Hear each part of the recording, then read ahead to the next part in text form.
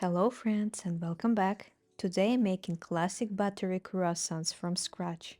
If you ever wanted to bake these flaky golden pastries at home, this is the recipe for you. They may seem intimidating, but with a little patience and attention to detail, you can absolutely make this at home. So grab your ingredients and let's get started. First, we are going to start with the dough. Make sure to do this in the evening because we need to let the dough rest overnight. In a large bowl, pour in 105 grams of milk, 105 grams of water, 4 grams of instant yeast, and 30 grams of sugar. Mix everything together until the yeast and sugar dissolve. Next, add 25 grams of softened butter, 9 grams of salt, and 350 grams of bread flour. Stir until a dough starts to form. It may look a bit rough at first, but keep mixing until the ingredients come together. Knead the dough either by hands or using a stand mixer until it's smooth and elastic. Once the dough is ready, cover it with plastic wrap and place it in the refrigerator overnight for at least 11 hours. That's why there is no need to knead it too much. The dough will become perfectly soft and workable just by resting overnight. While the dough is resting, let's prepare the batter for laminating. Take 205 grams of cold butter and slice it into tablespoon-sized pieces to make it easier to shape. Grab a large piece of parchment paper about 22 inches long and arrange the butter slices into a square shape in the center. Fold the parchment paper over the butter. The square should be approximately 8 by 8 inches. But don't worry if it's not exact. Just make sure the butter is thin enough so it will be easy to roll into the dough later. Once folded, use a rolling pin to flatten the butter into a thin, even square or rectangle.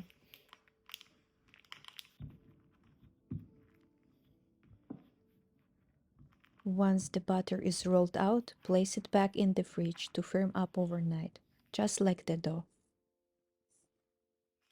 Okay, it's time to laminate. First, take the butter square out of the fridge and let it warm up just a bit. It should be flexible, so it will be easier to roll into the dough. Next, take the dough out of the fridge and roll it out on the lightly floured surface into a large rectangle, big enough to cover your butter square.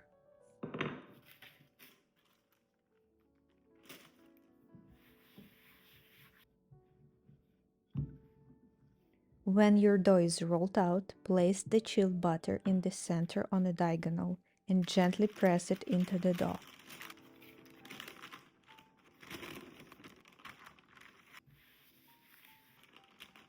Now fold the dough over the butter like you are wrapping a package. Make sure the edges are sealed tightly to keep the butter inside. This step is crucial because it's what creates those beautiful layers in the croissants. As you can see, the dough is very flexible. That's exactly what we want. If your butter is too cold and stiff, it could break through the dough and destroy those delicate layers we are trying to create. Now let's start the folding process. Roll the dough out gently into a long rectangle. Be careful not to press it too hard, as you don't want to break the butter layers. Take your time and be patient. Once you've got your rectangle, grab a pizza cutter and carefully slice off the rough edges to clean them up and place those trimming in the center of the dough. Then fold the dough into thirds, just like folding a letter.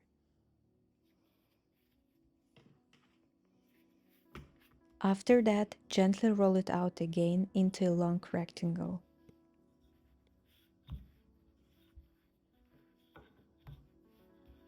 Once more, cut the edges, place them in the center, and fold the dough again, as a letter. Okay, after the second fold, wrap the dough in plastic wrap and place it in the fridge to chill for at least 1 hour. This rest helps firm up the butter and keeps the layer intact, making it much easier to handle during the next round of folding. Once the dough has chilled, take it out and repeat the process. Roll it out into a long rectangle, Slice off the rough edges. Place the trimmings in the center and fold it into thirds again. This will be the third and final fold. After this, generously sprinkle your dough with flour to prevent sticking, then wrap it in plastic wrap once more. Let it chill in the fridge for at least another hour before we shape the croissants. Now it's time to shape the croissants. Sprinkle the surface with flour and roll the dough out into a large rectangle, at least 10 inches wide and 17 inches long. You want to make sure the dough is rolled out evenly. Don't rush this part, as taking your time here will help ensure your croissants come out beautifully layered and uniform.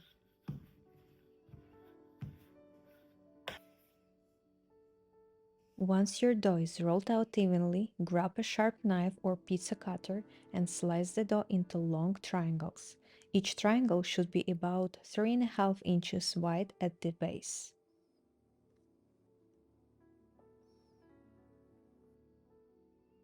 Now, to shape the croissants, take one triangle and use a roller to make it slightly wider and longer. Make a small cut in the center of the wide end to help with shaping. Then, starting from the wide end, gently roll it toward the tip. Roll it tightly and make sure to place the tip underneath the croissant so it doesn't open during baking.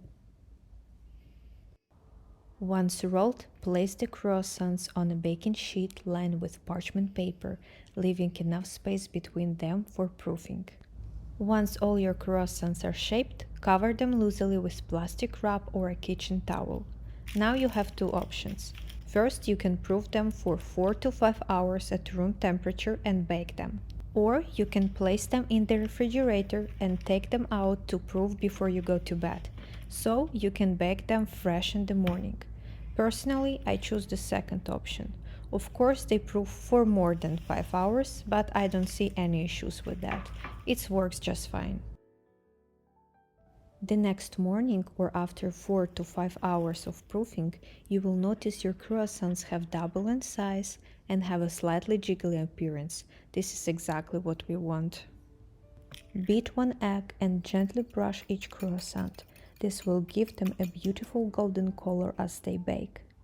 Then place them in the oven at 375 degrees Fahrenheit or 190 degrees Celsius and bake for 20 to 25 minutes or until they are beautifully golden and crisp on the outside. Be sure to keep an eye on them, as oven time can vary. Once they are done, take them out of the oven and let them cool on a wire rack for a few minutes before serving.